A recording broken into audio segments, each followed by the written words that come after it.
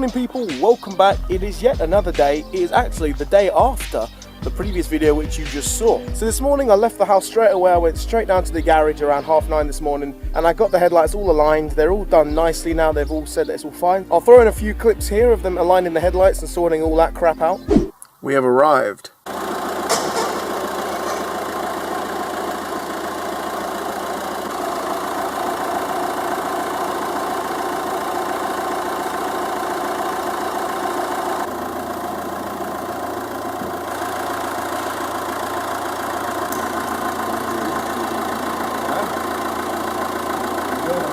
These headlights are ridiculously clean, I'm not gonna lie. I need a new grille as well because it's not really there.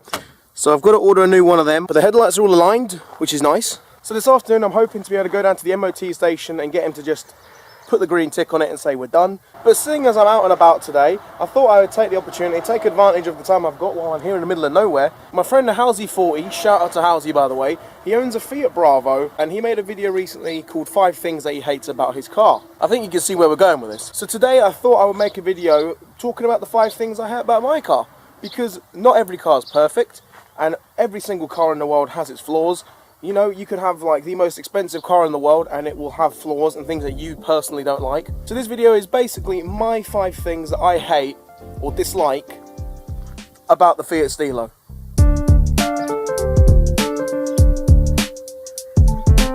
So item number 1 are these seats. Now they look really comfy and trust me, they are extremely comfortable seats. They're really nice leather seats.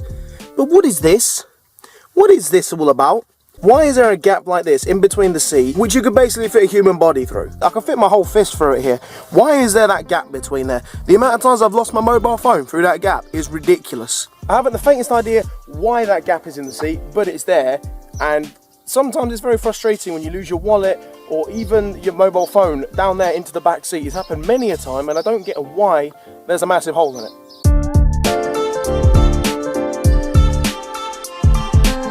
Okay, so reason number 2, I don't actually have the parcel shelf here with me. So the parcel shelf makes absolutely no sense. You've got these little clips here where the parcel shelf goes in, but then there's another bit that clips in back here, which I don't know what it does. You've got 2 clips either side and it's got like little roller blinds that come out of it, but I don't understand why, because you pull them out, there's nothing for them to clip to, nothing for them to connect to, and the parcel shelf half the time doesn't fit in the boot properly because I shut the boot and it like pings it up and it doesn't fit properly.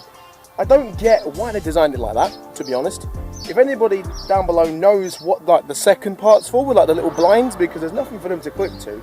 So if anyone knows what they're actually for, please let me know, because if they're useful, I want to use them.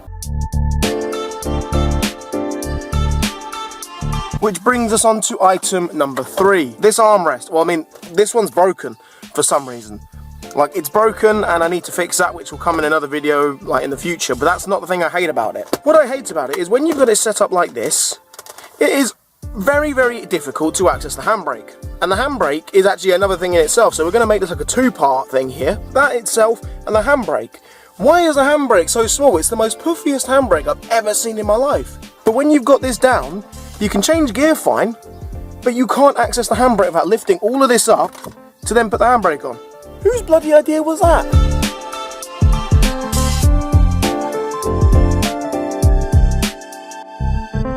So you know how in most cars you have like picnic tables in the back, you know, on the back of the seat that slide out in like big family cars for road trips and things like that, which I think is a pretty good idea. However, in the Fiat Stilo, you have a table here, but nothing over there, just an empty back.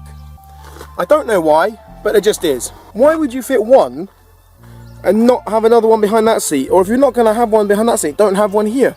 I would have personally preferred to have some kind of like storage thing in the back of the seats. To me that would have made more sense. I would have found that more practical. I don't personally use the tables. They're a good idea if you're going on a long trip, but I'm not going to take this on a long trip. So why in the hell would you not put some kind of storage thing on the back of the seat so that you could keep some of the crap in there? Like the amount of crap I have to have laid about, like CDs in the side here, they rattle about all the time. I could have put them in the back of the seats. Now this one is probably the one that affects me the most because it involves driving the car. So in here you've obviously got your cockpit and you've got your 3 pedals down here, which is all fine. The accelerator pedal's fine, brake pedal's fine, but with the clutch, you push it down and then it makes that click sound. Why does it do that? What is that all about? And it gets on my nerves because it makes me worried that something's going to go wrong. I don't know if that click is supposed to be telling you where the biting point is or not. I don't know, but it just clicks every time you put your foot down to change gear. And I never really understood why, and it's kind of off-putting. By the way, there will be a video about 5 things that I love about the car, so don't worry, this isn't going to be all negative. I will make another video based on 5 things I love. But for this video, it's just some of the things that really get on my nerves. I just don't understand half of the stuff they put in this car. I don't hate the car, I love the car, but some of the decisions they made building this car was a bit stupid. But seeing as I'm in a pretty good mood, I'm going to give you guys a bonus dislike. But it's the cigarette lighter. I don't like the position of it. Why would it be there? It would have made more sense to put it down there. So the cigarette lighter is right up here by your arm, which means if you keep, if you put the handbrake up or want to bring the armrest down, you keep knocking that. And personally, my cigarette lighter has a really loose connection. So at the moment, this is like my dash cam. I've rigged up all the wires that go under the seats, through and up to here. So every time I bring the armrest down, I end up knocking that by accident, which then deactivates my dash cam, which I've then got to keep fiddling about with to get it to work because there's already a loose connection in that cigarette lighter. So that just really annoys me. So I need to get a new one of them. In any case, that is basically everything I dislike about this car. I've just found another thing I don't really like about this car. It's not really a bad thing. I can understand why they implemented it, but it's just a nightmare and it's really annoying when you're in a rush. So here you have the fuel cap. You just push here and it comes out, which is pretty fancy in my opinion. Once you've opened that, you then have to put the key in. But when you turn the key, it turns the whole cap. So in order to make this work, you have to hold the cap down. You have to have 2 hands to do this, it's ridiculous. And then you have to turn the key to unlock it. And then you have to keep turning the thing for it to then eventually come off and then hang down with your whole set of keys in it. And then to put it back together again, you push it in and you can't actually close the thing without 2 hands again. There we go. Then we lock it. Come on. Do you see what I mean about it being frustrating now? Like, I can't do it without 2 hands. There we go. Stupid design. But anyway, those are the things that I dislike about the car. But what I'd love to hear from you guys down in the comments are what are things that you dislike about your car.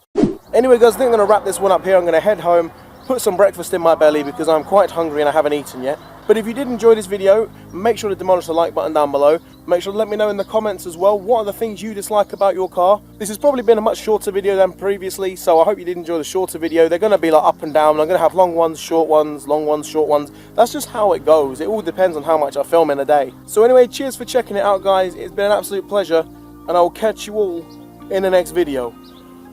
Bye!